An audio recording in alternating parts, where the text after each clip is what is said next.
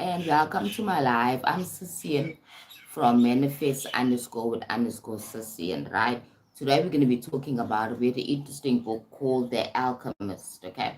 The reason why I'm even interested in this book, it's about self-discovery and self-awareness, and also about how you can be able to find your own purpose and how your journey can be so creative, right? So the book speaks about this boy called Santiago.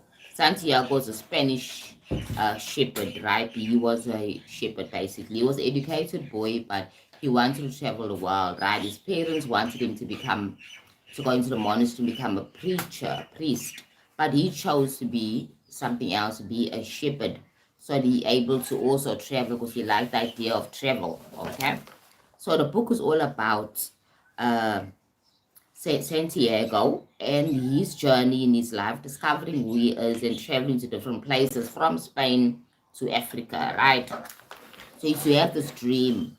He repeatedly had this dream about the treasure buried under the pyramids or near the pyramids in Egypt, okay? And it's about the adventure itself, the call for adventure, encouraged by the mysterious king in the story. Santiago sells his sheep and goes on a quest and a journey to find his treasure.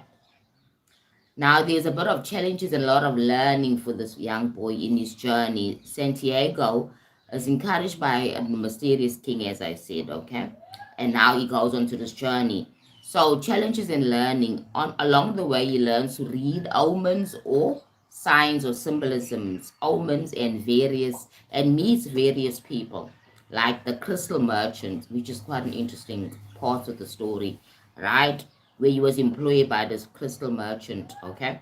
And he learns a lot about life and how his life as a shepherd was in terms of how it is now working for the crystal merchant. Okay, so these are the things that he goes through. Then he also meets the Englishman and finally the alchemist, the mysterious alchemist, right? Which is quite interesting and discovers the language of the world. So this guy, Santiago, uh, discovers the language of the world.